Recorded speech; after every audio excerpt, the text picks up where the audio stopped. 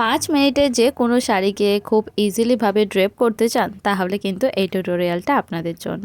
তো আজকে আমি পরে দেখাচ্ছি একটা হালকা ফুলকা কটন সিল্ক শাড়ি।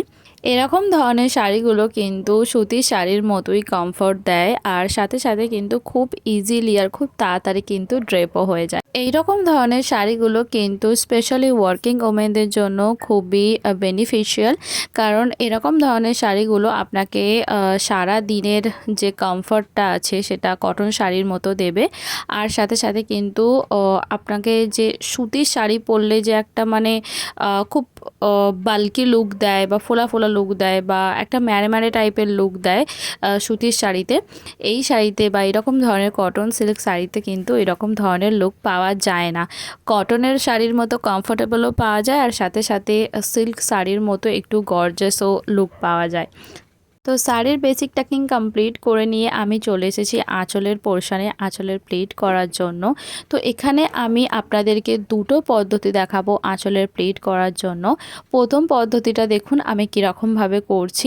প্রথমে আঁচলের যতটুকু বর্ডার আছে সেইটা আমি নিয়েছি, সেই মেজারমেন্টটা নিয়েছি, আর তারপরে সেই মেজারমেন্ট অনুযায়ী বাকি প্লিটগুলো আমি এরকমভাবে বানাচ্ছি। তো এইটা হয়ে গেল প্রথম পদ্ধতি ফর বিগিনার্সদের জন্য, যারা প্রথম শাড়ি পরছেন, খুব তাড়াতাড়িভাবে আঁচলের প্লিট করতে পারেন না তাদের জন্য।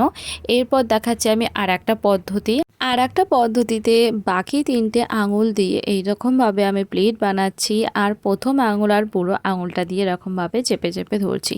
এটাতেও কিন্তু আপনাদের খুব তাড়াতাড়ি প্লিট হয়ে যাবে। প্লিট বানিয়ে নেওয়ার পরে আঁচলের একেবারে শেষ প্রান্তে একটা পিন লাগাতে একদমই ভুলবেন না, এতে কিন্তু আঁচলের প্লিটটা অনেকটাই বেশি অ্যারেঞ্জ থাকে। তবে এই ভিডিওতে আমি ভুলে গেছি আঁচলের প্লিটে একটা সেফটি পিন লাগাতে। এরপরে প্রত্যেকটা প্লিটকে এরকমভাবে একটু করে আমি অ্যারেঞ্জ করে নিচ্ছি, আর তারপর সেটাকে আমি বাঁদিকের কাঁধে ফেলে আঁচলের লেন্থটা মেজার করে নিচ্ছি। আঁচলের লেন্থটা আমি আমার হাইটের অ্যাকর্ডিংয়ে রাখছি, মিডিয়াম লেন্থে, আর তারপর সেটাকে পিন দিয়ে খুব ভালোভাবে সিকিওর করে নিয়েছি। আপনারা আমাকে অনেকেই কমেন্ট করেছেন যে আমি পেট ঢাকার জন্য পেটের কাছে কি ব্যবহার করি। তো আপনারা কিন্তু শেপওয়্যার ব্যবহার করতে পারেন, অনলাইনে খুব ইজিলিভাবে পাওয়া যায়। কিন্তু এটা আমি শেপওয়্যার পরিনি, এটা আমি যে ইনার হয় সেই ইনারটাকে একটু অন্যরকমভাবে পরে পেটটাকে ঢেকে রেখেছি। তো আপনারা যদি দেখতে চান আমি কিভাবে ইনারটাকে পরেছি, যার জন্য আমার পেটটা একটুও দেখা যাচ্ছে না, তো তার জন্য আমি একটা সেপারেট ভিডিও বানিয়েছি। যদি আপনারা ভিডিওটা দেখতে চান তাহলে আমাকে এই ভিডিওর কমেন্ট করবেন, আমি ভিডিওর লিংক শেয়ার করে দেব। তো এখানে আমি আঁচলটা পুরোপুরিভাবে সেট করে নিয়েছি, আর তারপর বানিয়ে নিচ্ছি আমি সামনের দিকের কুঁচি বানিয়ে নেওয়ার পরে আমি কুচিটাকে অ্যারেঞ্জ করে নেব। কিন্তু তার আগে আমি বাঁদিক থেকে একটা প্লিট এরকমভাবে খুলে নিচ্ছি কেন সেটা আমি পরের স্টেপে বলছি। প্রথমে আঁচলের কুঁচিগুলো 1 বাই 1 খুব ভালোভাবে অ্যারেঞ্জ করতে হবে।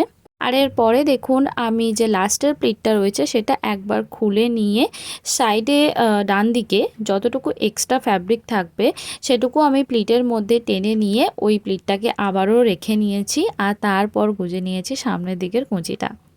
এরপর সাইড ফিটিং করার জন্য কিন্তু ওই যে প্লিটটাকে ছেড়েছিলাম সেই প্লিটের ফ্যাব্রিকটার দরকার ছিল।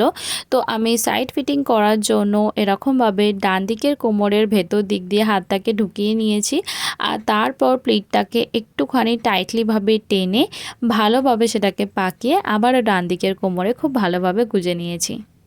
এই স্টেপটা ফলো করলে কিন্তু আননেসেসারি যে সেফটি পিন আপনারা লাগাই কোমরের দিকটা একটু টাইট ফিট লুক পাওয়ার জন্য বা কোমরটা ঢেকে রাখার জন্য, তাতে কিন্তু শাড়ি আমাদের অনেকটাই বেশি ড্যামেজ হয়। এই স্টেপটা ফলো করলে কিন্তু শাড়ি অতটাও বেশি ড্যামেজ হবে না। তো ব্যাস এইরকমভাবে আমি ড্রেপ করে নিলাম খুব ইজিলিভাবে এই শাড়ির লুকটা কেমন হয়েছে সেটা আমাকে কমেন্টে অবশ্যই জানাবেন। আর যে টিপসগুলো আমি শেয়ার করলাম সেগুলো কিন্তু শাড়ি পরার সময় একবার হলেও ব্যবহার করবেন। আর ভিডিওটা ভালো লাগলে অবশ্যই একটা লাইক করবেন।